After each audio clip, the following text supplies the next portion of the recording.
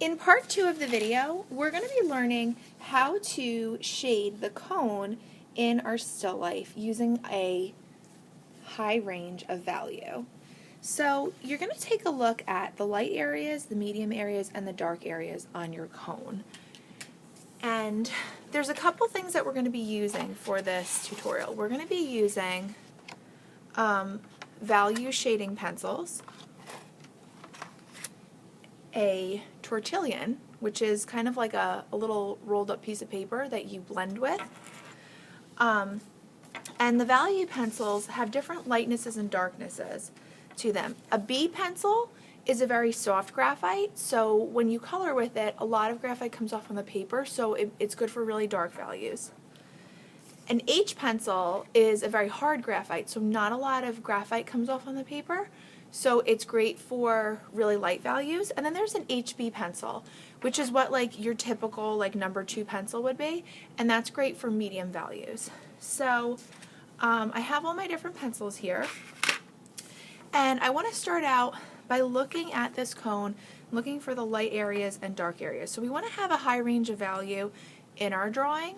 So we want to have about 5 or 6 different values. In here, I have a super, super light white value. I have a super dark black.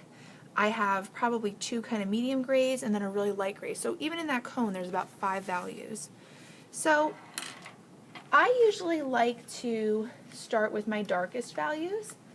So I'm going to grab like a 5 or a 6B pencil. Now the higher the number on the pencil, the darker the value comes out on a B. For the H pencils, the higher the number, the lighter the value comes out. Okay, so like a 4B would be really light compared to a 4H would be really light compared to just an H or a 2H. So I'm going to look for this really dark side area here. So my light source is coming from here, and I'm going to make that side there really, really dark. Now as it gets toward the bottom, it kind of gets a little bit gradually lighter, so I'm going to press a little bit less hard on my cone.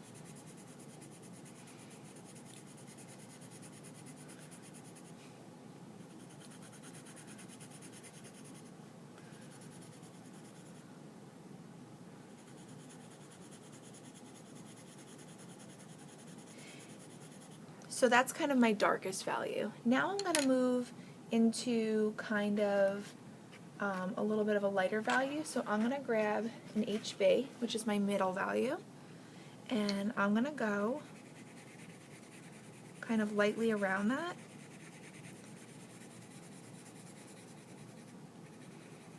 And the bottom is kind of that medium value. And then I have a really, really light value here, so I'm going to grab an H pencil. I'm going to grab actually a 4H, which is really, really light, so just right along the edge. Now when you're coloring too, sometimes it helps to color it almost like little oval motions, because then you don't get all those lines that you get when you shade or color with, you know, pencil or colored pencil.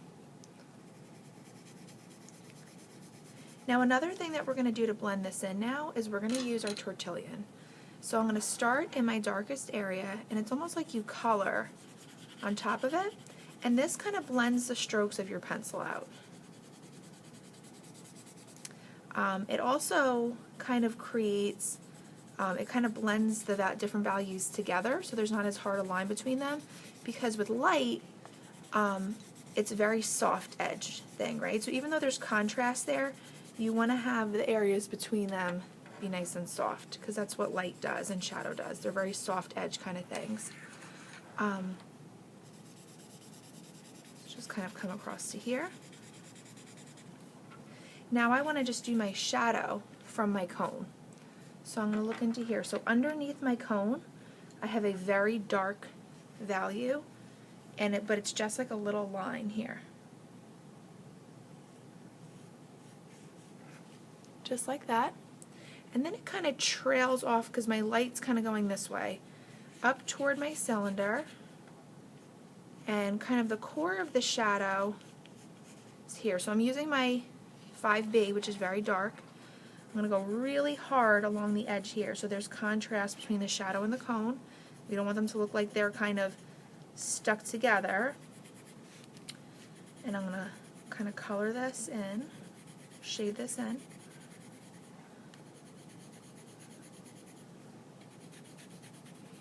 To here, and I also, right along the edge of my cone here, I just want to do a nice little dark line there as well.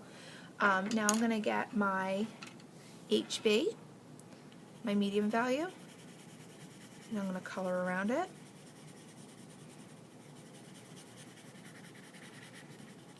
And then I'm going to get my 4H and color around it. Now, then I'm going to blend them with my Tortillion, and I will finish the rest of, the kind of shadow coming across here when I do my cylinder in the next video. It's important when you're blending with your Tortillion that you're kind of blending the edges between your values, but you don't want to ever overblend so much that you wind up with just gray. A lot of students think that when they're shading that everything should look kind of soft and gray and fuzzy, and they wind up over blending with their fingers and smudging and things like that, and then everything looks gray. So value drawing and shading, it's not about making everything look gray, it's about showing a high range of value and having light areas, medium areas, and dark areas. So in the next part, I'll show you how to do the cone.